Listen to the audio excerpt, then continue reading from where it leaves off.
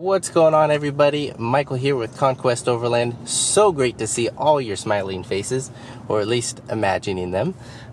We got some exciting announcements to make, a couple tips and tricks that I want to showcase you guys navigation purpose wise, as well as send a couple thank yous your way.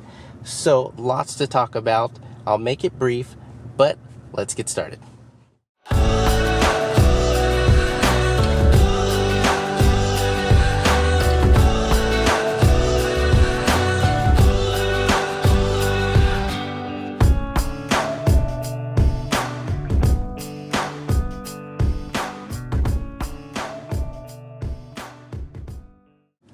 So first order of business is sending all of you guys a personal thank you who have subscribed to the channel.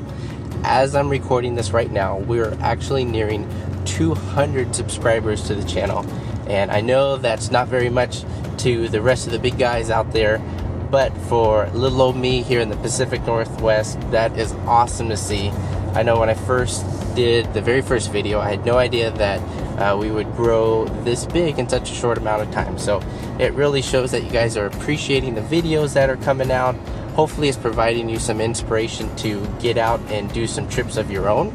No matter how big or small your journey is, as long as you're getting out there, that's truly what counts. You got to explore this beautiful world that we're all surrounded in whatever part of the woods that you live in. So again, thank you to everybody who has subscribed, and for those of you who haven't, consider please doing so.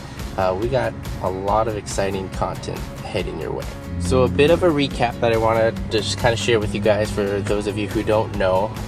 Karina and I, the significant other, he actually just completed the Washington State Backcountry Discovery Route.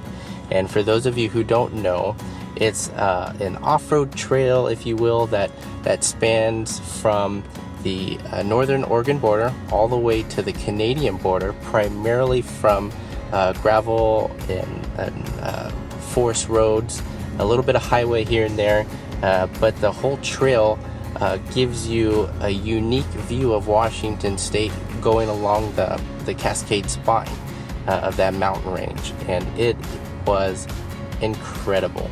The trip itself, we packed in over or almost 600 miles in just a few days, and it was a journey that I would recommend for those of you who are in Washington to check out. You can do it in little sections if you so choose. So if you guys want to watch that two-part series, maybe it gives you some ideas as far as where to go. I'll go ahead and put the link up here in the description, or in the video, so you guys can click on it. I'll put it in the description as well. But that way you can just see what we were up to, get some ideas for your trips, and just kind of see our most recent trip. So the big news is that here in about 2 weeks, the family and I, as well as some close family friends, we're all going out on a big trip. And where we're going is Yellowstone, Grand Tetons, and Glacier National Park. And we cannot be more excited. It's going to be a blast. We're going to go out there for about a week and a half over Labor Day weekend. So we'll hopefully beat a few of the crowds with school starting back up. But our goal is to go over there, check out the views, do some hiking, take as many pictures as storage capacity will allow, and just soak up the views of that area. I've been out there, I've been out to Glacier once, and that was for a skiing trip at Whitefish, which is close by. So we went out there in the winter time, and most of the park, obviously with the snowfall, was closed. But going out in the summer is going to be a totally different view, and I cannot wait to check it out, as well as the other parks that I haven't personally been to. So as we're preparing for that trip, we're getting everything dialed in as far as what food we're going to bring, our routes that we're doing, but most importantly, where we're going to be camping. Now that fell on me. With all the other trips that we've been doing, I might have forgotten to book campground reservations. Not that we typically stay at those all the time, but it is nice to have the luxury of the amenities, maybe fill up on water, use the facilities for shower, whatever it may be. Campgrounds do offer the nice luxuries when you need to just restock and refresh. But when I logged in online, obviously this late in the game, all of them are booked, all the reservations are gone. So that is going to put me in the matter of finding some legal dispersed campings outside of the national parks. So with that challenge, if you will, I've been relying heavily on the Gaia GPS navigation tool or app, if you will. What that is, for those of you who don't know, think of Google Maps but on steroids. It gives you so much more information as far as the public land. You can put a fancy layer over the map that showcases all the borders between national park land versus BML land versus all the others in between. So combined with that, with layers as far as MVUM maps, topographical maps, there's, I think, over 200 layers that you can put on top of a traditional map just to give you more information.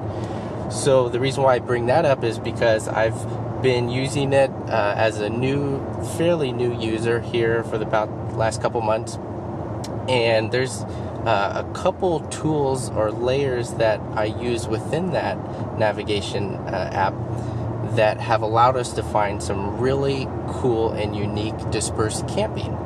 And I wanted to briefly give you guys just a quick tip and trick, if you will, as far as how I've used it and how I'm finding these sites kind of last minute for trips like this. So I wanted to put together a brief tutorial. Now again, I'm no expert at this, but I have learned a few things that might be helpful for those of you who have some trips coming up and to possibly use them on your own adventures. So let's go ahead and jump in, and I'll give you guys a quick little overview of how I use it. Alright guys, so we're going to make this as quick and easy as possible. So let's go ahead and launch Gaia GPS. As you can see, I have the Washington map preloaded. The colored lines there are the trail that we took on the backcountry discovery route. So we're going to use this as an example. So let's go ahead and zoom in here to the border of Oregon and Washington, and as you can see, we got a lot of information thrown here at us, and for good reason, because of the layers that I have loaded. So in the top left hand corner, we'll go ahead and tap the 3 stacked square icons, and that opens up our layers tab, if you will. And what I have loaded are the public land, the MVUM, and national map. And what each of these are is they are the layers that we're currently seeing. So the public land showcases in here in green. This is the Forest Service land or the National Forest, of which is available to the public. And for right now, this is the only color that we're going to concern ourselves with. If I bring the opacity down, it also makes it a little visually easier to see. So you can adjust the levels on each of them. The next one is the MVUM, and as I bring that up, you'll see these darkened gray lines. What MVUM is, that is the motor vehicle use maps, and this is basically where you can legally drive your vehicle on Forest Service land, which is open to the public. What that essentially means is that these are roads that you can take for recreation as well as camping. So I'm going to turn that guy back down, and then just below that is the national map. I usually have that up by default just because I find it to be a great layer just for the information that it provides. So if we zoom in here a little bit, this red line is the route that we took on the backcountry discovery route, and as we travel through, you'll see the darkened gray lines, and what these are side roads basically from the main trail that theoretically we could have used and camped on, because one, we're in the public land, which is this green land area that you see. And again, I'll kind of make it a little bit more apparent by adjusting the opacity. this is all the public land that is open to you. Those dark and gray lines are again the roads that are legal for authorized motorized vehicle use. And when you combine the two, this is how we find dispersed camping in these national forests. So when you're out exploring, you have tons of options to find great spots to camp. So you don't always have to find yourselves at campgrounds each time you want to go out exploring. This is just another way to go deeper, if you will, on finding more unique spots. And again, I know this was a quick tutorial, and I do plan on making a separate video to go into this detail at a little bit slower pace. But just for those of you who may be familiar with it already and just need a little help kind of locating on where to go, this is how I usually find the sites when we go out exploring. So feel free to take that information on your next journey, and hopefully find that at least a little bit helpful. So hopefully that was helpful. I know it wasn't the most information in the world. I wanted to keep this video brief, but I do plan on doing a whole video all on its own, going through all of it, all the apps, how to create waypoints, how to save your tracks, how to further find different sites using different layers, all that good stuff. I'll be gearing it more towards the off-road driving or overlanding, camping, as well as hiking, because I do enjoy getting out and hiking just as much as I do sitting in the driver's seat.